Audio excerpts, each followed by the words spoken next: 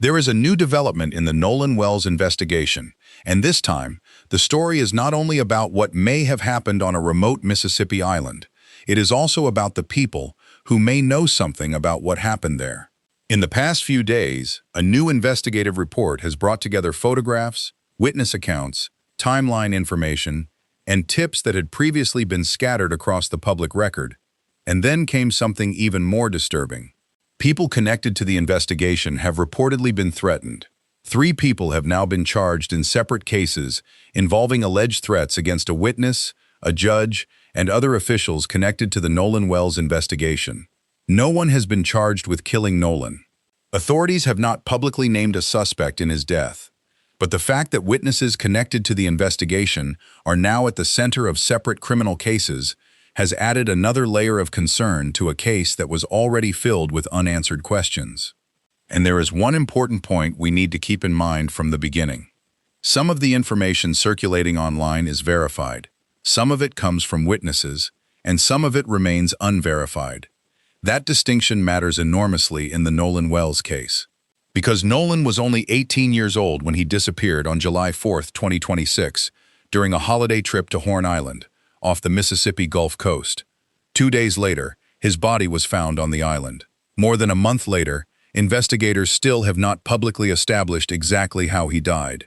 And the official autopsy has been completed, but its results remain sealed pending grand jury review. An independent autopsy arranged by Nolan's family reached an equally unsettling conclusion. The cause and manner of death were listed as undetermined, pending further investigation. So let's slow down and go back to the beginning. Before we get into the timeline, if you've been following the Nolan Wells case and you want updates based on what can actually be verified, take a moment to subscribe. Here on Hidden Motive, we slow these cases down, look at the evidence piece by piece, and separate confirmed developments from the claims spreading online. And stay with me, because the new witness information we're about to examine may raise an important question about those final hours on Horn Island. The newest report may not answer the biggest question, but it does show just how much remains unknown about those critical hours on July 4th. Nolan Xavier Wells was an 18-year-old from Ocean Springs, Mississippi. He had recently graduated from high school and was preparing to continue his football career at Southwest Mississippi Community College. He was supposed to be getting ready for football camp. Instead, on Independence Day, Nolan went with friends to Horn Island.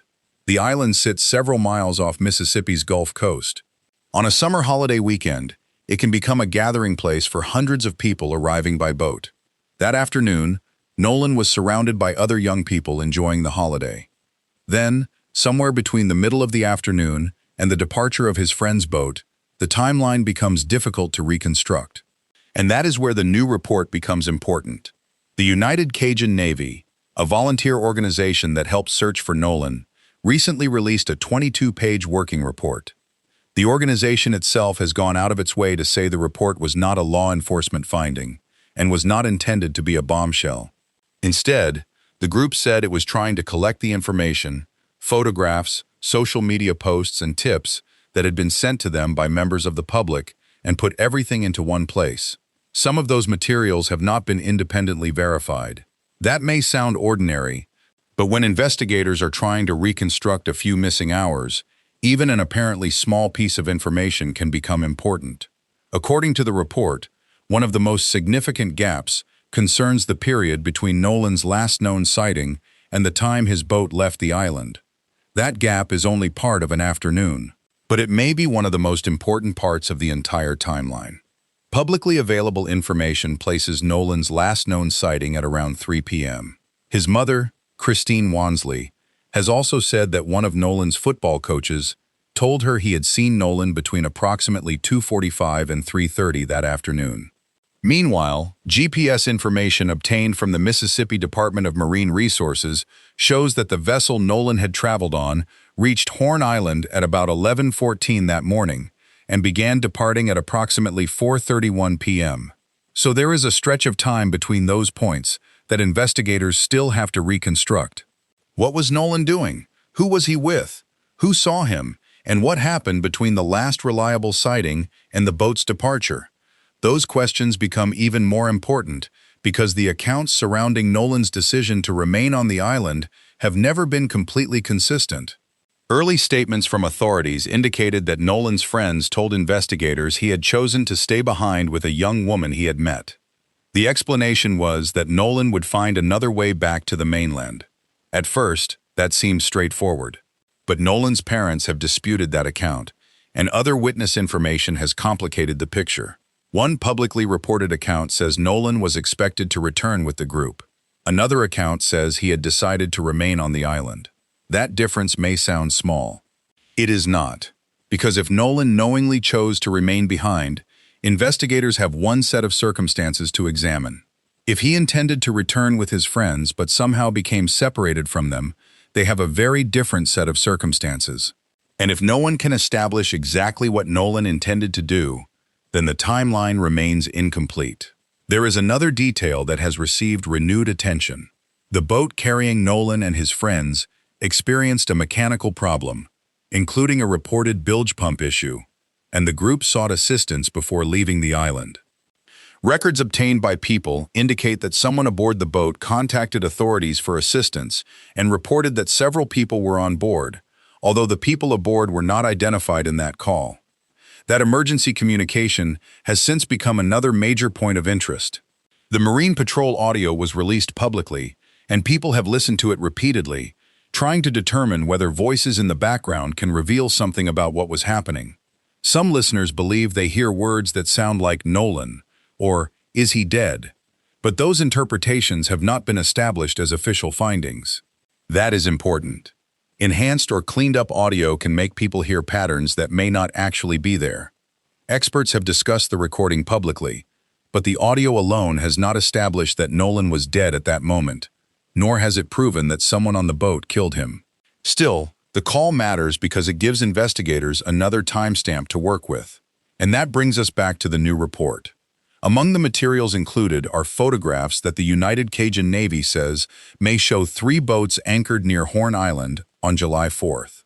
But again, the organization says those photographs still require verification.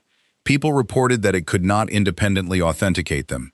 That means they should not be presented as proof of anything. They are leads, and in an active investigation, leads can be valuable without being conclusions. There are also witness accounts that place different people in different parts of the timeline. Some have described Nolan's final known interactions. Others have discussed the circumstances surrounding the boat's departure, and still others have provided information to search organizations or investigators. That is likely why the phrase, "new witnesses," needs to be handled carefully. There are people coming forward with information. There are witness accounts being reviewed. But that does not mean authorities have confirmed a new witness who has solved the case. Those are two very different things. And now, there is an even more unsettling development. 3 people have been charged in connection with alleged threats involving people tied to the investigation. According to the Associated Press, Edward James Porter was charged after allegedly threatening a witness and another person in Mississippi. Michelle Francine Edwards was accused of making bomb threats against Mississippi government offices, while Joseph Alfredo Vasquez Dumars was accused of sending a bomb threat to a judge involved in the case. None of those charges proves anything about Nolan's death. That distinction has to remain clear. But the alleged threats are serious because they involve people connected to a case in which investigators are still trying to establish what happened. A witness should be able to speak to investigators without fearing for their life. And a judge, public official, or family member should not have to deal with threats simply because they are connected to an investigation. The latest charges therefore add a strange and troubling layer to the story. At the center of everything is still one young man. Nolan Wells went to Horn Island on July 4th. His friends returned. He did not. His body was found on July 6 near the island's northwest end. Authorities initially said they had not found evidence of foul play and that drowning was a possibility. The independent autopsy later could not determine a cause or manner of death. The report noted an area of red discoloration in the deep tissue near the back of Nolan's head, but it did not establish what caused it. And that is where we are now. Not at a confirmed murder, not at a confirmed accident, not at a confirmed drowning. We are at an investigation where important pieces are still missing. The new report has placed more information on the table. New witness accounts and tips are being examined. Photographs are being reviewed. The emergency audio continues to attract attention. The official autopsy remains unreleased. And now, alleged threats against witnesses and people connected to the investigation have resulted in 3 criminal cases of their own. The question is no longer simply what happened to Nolan on Horn Island. Investigators also have to determine which accounts can be trusted, which evidence can be authenticated, and which pieces of the timeline can finally be locked into place. Because somewhere inside those missing hours on July 4th may be the answer to the question Nolan's family has been asking since the night he disappeared. What really happened to him after everyone else left? Before we move deeper into the timeline, based only on what we've established so far, what do you think investigators should examine most closely? The witness accounts, the boat timeline, or the emergency call? Put your answer in the comments. And if you've been following this case from the beginning, tell us where you're watching from. It's always remarkable to see how many people are still following Nolan's story and hoping his family gets the answers they deserve. Now, let's look at what happened next, because this is where some of the accounts begin to raise even more questions. The most difficult part of the Nolan Wells investigation may not be finding one dramatic piece of evidence. It may be sorting through all the smaller pieces that do not seem to fit together neatly. A photograph, a boat's location, a witness who remembers seeing Nolan at a certain time, a distress call, a statement about who stayed behind, and now, people coming forward with information that investigators still have to test. That is where this case becomes especially complicated. Because when several people remember the same afternoon differently, investigators have to go back to the basics. Who was there? What did they personally see? What did they hear from somebody else? And what can be independently confirmed? For Nolan's family, those questions are more than an exercise in reconstructing a timeline. They are the difference between speculation and an answer. One of the biggest issues remains the decision to leave Nolan behind on Horn Island. The early public explanation was that Nolan had chosen to stay on the island with a young woman he had met there, but Nolan's mother has questioned that version. She has said she believes Nolan intended to return with his friends. That disagreement is significant because it affects the entire sequence of events that followed. If Nolan deliberately stayed, investigators would want to know why. If he intended to leave with his friends, they would want to know why he was not on the boat when it departed. And if there was confusion among the people around him, investigators would need to determine when that confusion began. Those questions have not been fully answered in public. Then there is the question of Nolan's phone. According to reports, investigators were able to obtain information from the device, including location data that helped establish parts of the timeline. But a phone can tell investigators where a device was. It cannot necessarily tell them what a person was thinking. That distinction is easy to overlook. A location point might show that a phone was somewhere on Horn Island. It does not tell investigators whether Nolan was sitting alone, walking with someone, talking to friends, or already in distress. That is why witnesses become so important. A person who actually saw Nolan can sometimes provide the human detail that a GPS record cannot. And according to information that has surfaced around the case, there are people whose accounts investigators are examining. Some of those accounts have been shared with the United Cajun Navy. Others have reportedly been provided to authorities. But the public still does not have a complete, verified list of every person who spoke to investigators. That has created an information vacuum. And whenever a case has an information vacuum, rumors tend to move faster than facts. That has happened repeatedly with Nolan's case. A social media post appears. Someone claims to have heard something. A photograph is circulated. Another person says they know who was there. Then someone else disputes it. Within hours, people online can begin treating an allegation as if it were an established fact. That is dangerous, especially in a case involving a young man whose family is still waiting for answers. The United Cajun Navy report tried to separate some of these materials from confirmed findings. The organization said it was compiling information that had been sent to them, rather than declaring that every detail was true. That distinction is important. A tip is not the same thing as evidence. A witness statement is not automatically proof, and a photograph without verified time, location, and identity cannot establish what happened by itself. But investigators still need those pieces. They have to collect them first, then they test them, and that process may explain why the case appears to be moving slowly from the outside. Another major issue is the condition in which Nolan's body was found.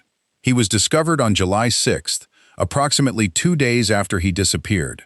The body was found on the island's northwest end. The initial investigation did not publicly establish evidence of foul play. Drowning was considered, but the independent autopsy arranged by Nolan's family did not provide a definitive answer. That result has kept the central mystery alive. Because if the cause of death had been immediately clear, many of the questions surrounding the case would have disappeared with it. Instead, the autopsy left investigators with an unusual problem. They know Nolan died. They know approximately where his body was recovered. But they do not have a publicly released explanation that tells the family exactly how he died.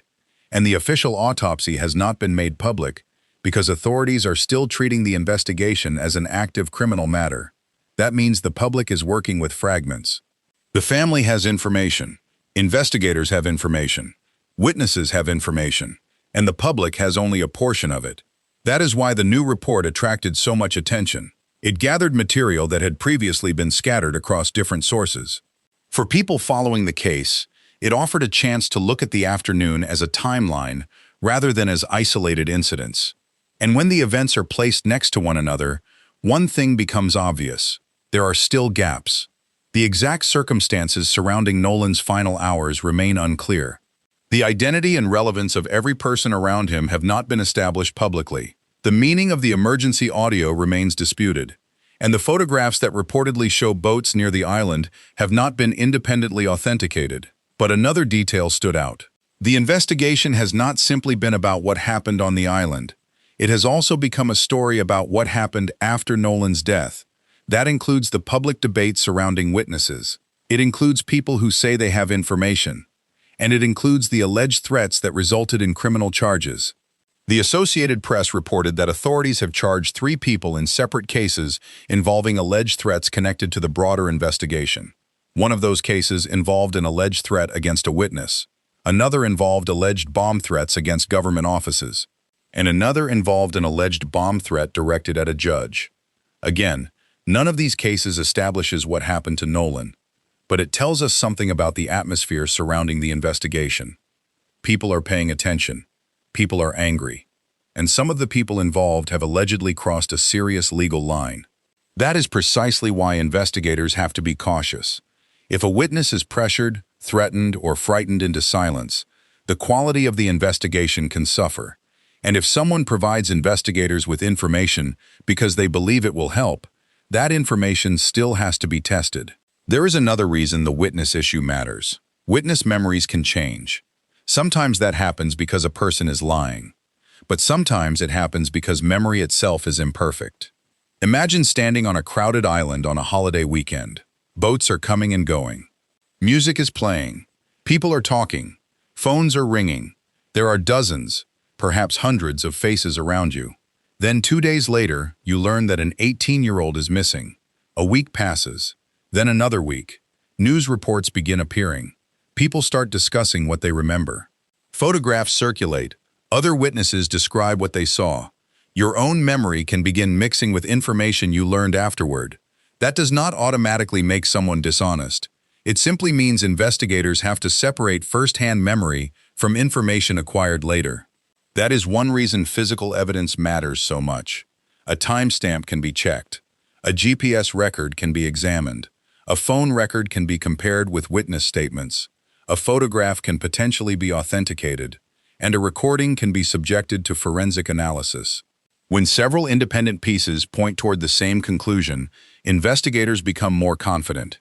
When they contradict one another, investigators have to stop and examine why. That may be happening now in Nolan's case.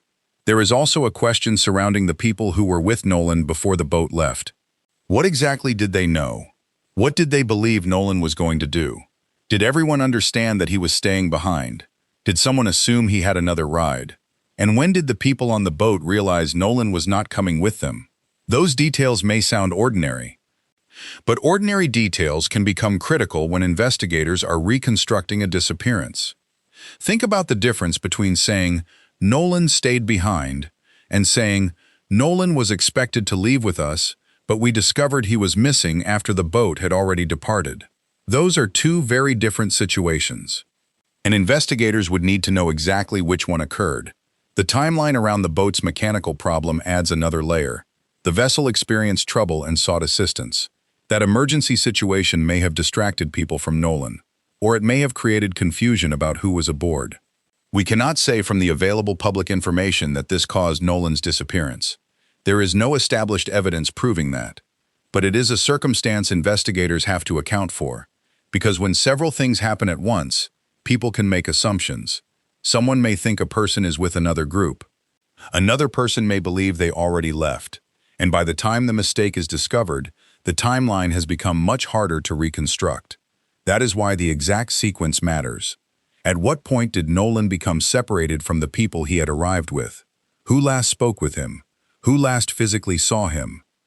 Was his phone moving afterward? Were there boats nearby? Did anyone see Nolan after the group left? And perhaps most importantly, did anyone see an event that they did not understand was important at the time? That last question may be why investigators continue to appeal for information. Sometimes a witness does not realize the importance of something they saw until later. Maybe they saw a person walking toward the water. Maybe they saw an argument. Maybe they saw someone helping another person. Maybe they noticed a boat arriving or leaving. Or maybe they simply remember Nolan sitting somewhere alone. A detail that seemed meaningless on July 4th could become extremely important now. And that brings us to the newest witness claims. People have surfaced with information, but authorities have not publicly confirmed that these witnesses have provided the missing answer. That distinction needs to remain in place. There is no publicly established new witness who has been announced as the person who solved Nolan's case. There is no confirmed public evidence showing exactly how Nolan died, and there is no official conclusion that the newly surfaced photographs or audio prove homicide. What we do have is a growing collection of information that investigators can compare, and the more pieces they receive, the more likely they are to find contradictions. One account may place a person somewhere they could not have been. A photograph may establish that a boat was nearby. A phone record may show that a device moved when someone claimed it did not. A witness may remember a conversation that another witness never mentioned. Those discrepancies can be frustrating, but they can also be useful, because contradictions are often where investigators start looking more closely. And there is one more question hanging over everything. If Nolan's death was accidental, investigators need to understand how the evidence fits that explanation. If someone else was responsible, investigators need to establish who, why, and how. And if the answer lies somewhere between the two possibilities, the evidence will have to show that too. Right now, the public does not have enough verified information to make that determination, but the investigation has not stopped. The reports continue to be examined. The witnesses continue to matter. The audio continues to attract scrutiny. And the unanswered hours on Horn Island remain at the center of the story. For Nolan's mother, Christine Wansley, the questions are painfully simple. Where was her son during those final hours? Who was with him? And why did he never make it home?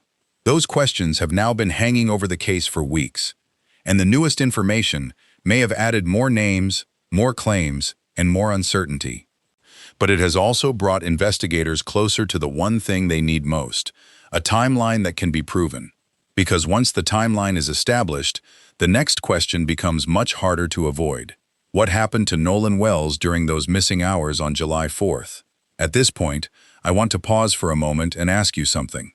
Do you think the newly surfaced witness accounts could help investigators finally establish Nolan's last known movements, or do you think there are still too many unanswered questions to draw any conclusion? There is no wrong answer here. I'm genuinely interested in hearing how you're putting these pieces together. And if you're enjoying this slower, evidence-focused approach to the case, make sure you're subscribed, because in the final part, we're going to bring these pieces together and look at what investigators still need to establish before we can understand what really happened to Nolan.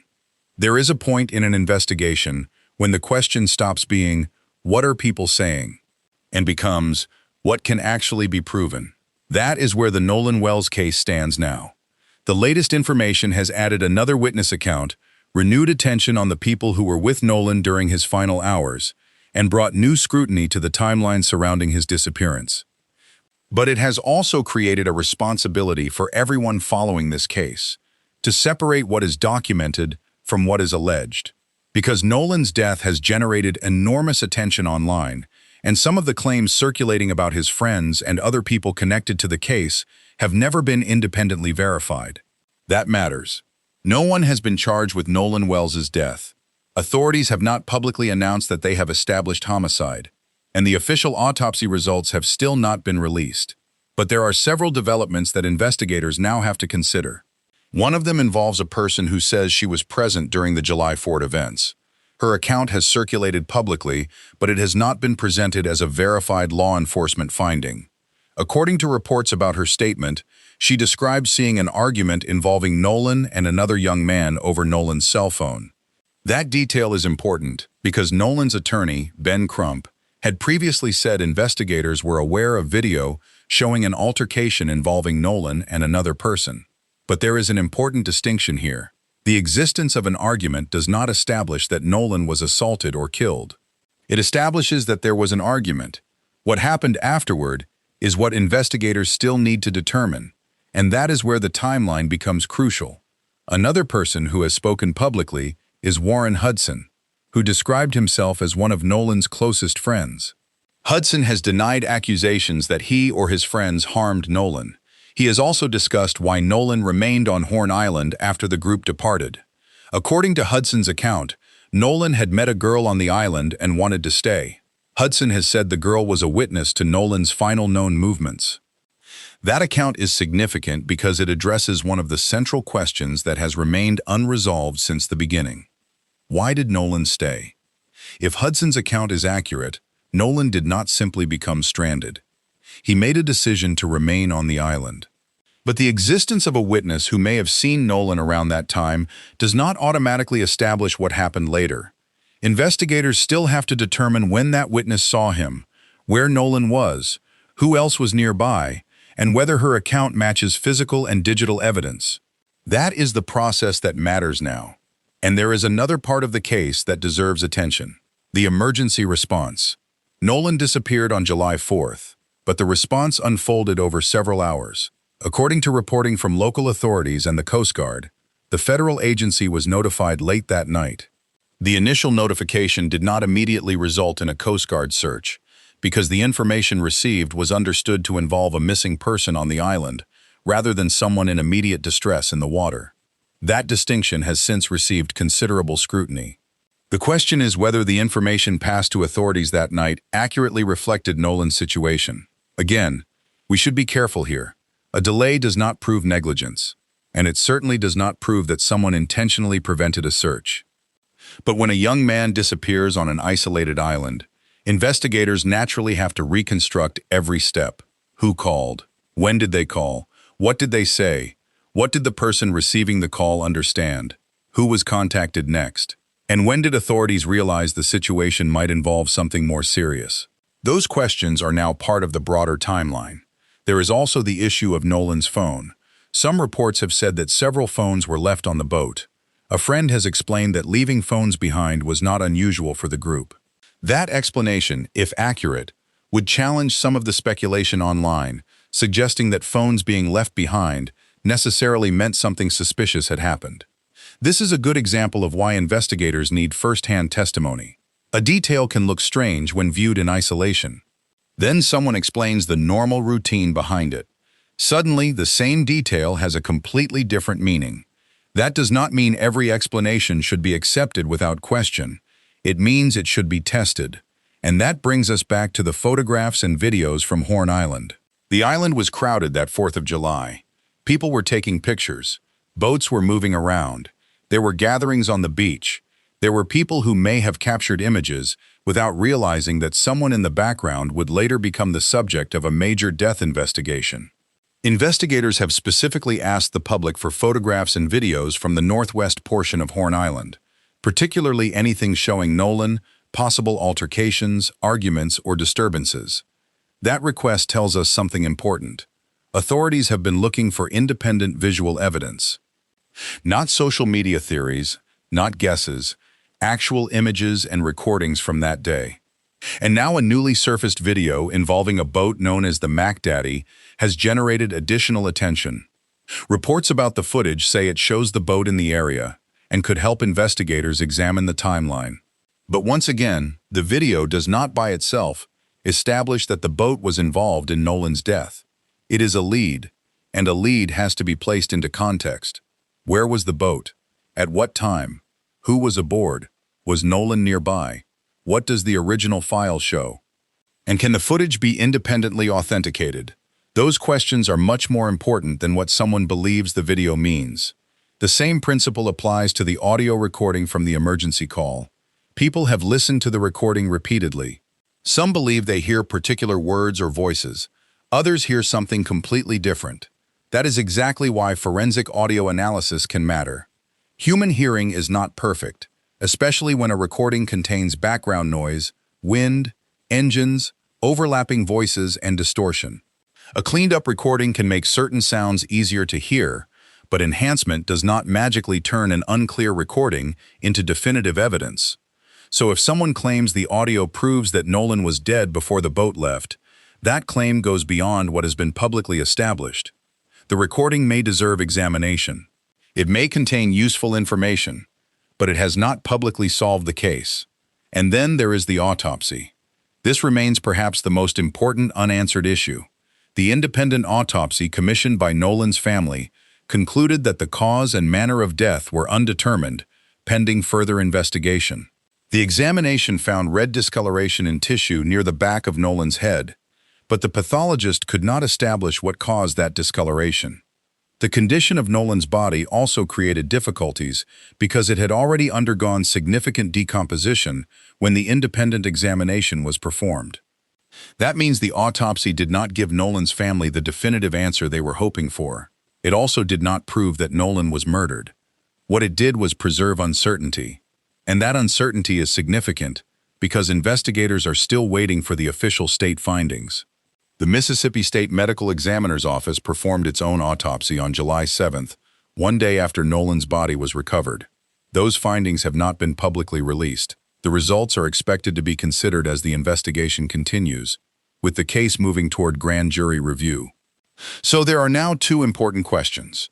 What will the official findings say, and will those findings agree with the evidence investigators have collected from witnesses, phones, photographs, video, and the island itself? That comparison could be critical. If the forensic evidence points toward an accidental death, investigators will have to explain how the timeline fits. If the evidence points toward another cause, they will have to establish how and when it happened. And if the official findings remain inconclusive, the investigation could continue for even longer. For Nolan's family, that uncertainty must be incredibly difficult. His mother, Christine Wansley, has repeatedly emphasized that she wants to know what happened to her son. Not a theory, not a social media narrative, the truth. And that is something everyone can understand. An 18-year-old left home for a holiday outing. He never came back. 2 days later, his body was found. His family has had to listen to competing explanations while waiting for official findings.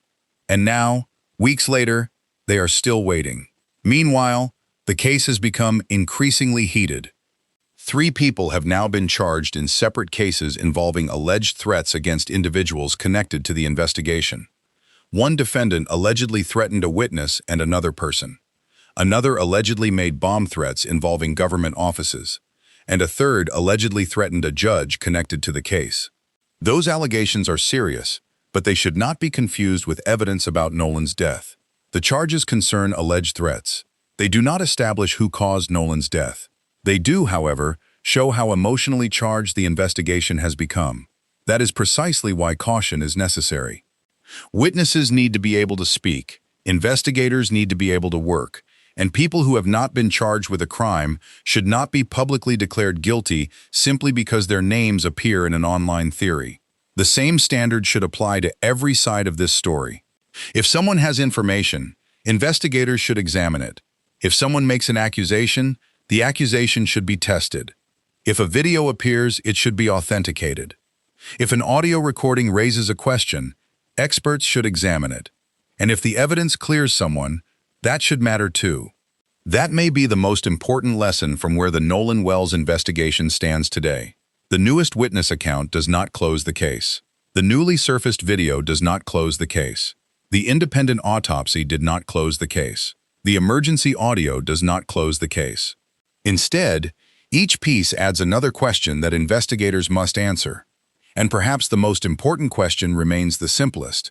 What happened during the hours after Nolan's friends left him on Horn Island? Was his decision to remain behind exactly what his friends said it was? Did another person witness his final movements? What happened after the last confirmed sighting? And how did Nolan end up in the water?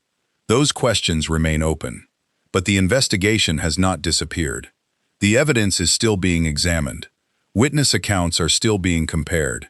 The official autopsy remains pending publicly, and authorities still have the opportunity to turn a confusing collection of statements and digital clues into a reliable timeline. For now, that timeline is incomplete. And until it is complete, there is one thing we should resist doing: filling the empty spaces with certainty. Because Nolan deserves something better than a story built on guesses. He deserves an answer based on evidence. And his family deserves to know what happened to their son. Before you leave, I want to ask you one final question. After everything we've examined today, which piece of the Nolan Wells investigation do you think deserves the closest attention? The new witness accounts, the unanswered timeline, the emergency audio, or the autopsy findings? Tell me what you think in the comments, and if you're comfortable, tell us where you're watching from. And if this is your first time here, consider subscribing to Hidden Motive. We follow these investigations carefully, separate verified information from speculation, and come back when meaningful new developments emerge. Thank you for spending part of your day with me. Most importantly, thank you for keeping the conversation respectful while we continue looking for the truth about what happened to Nolan Wells.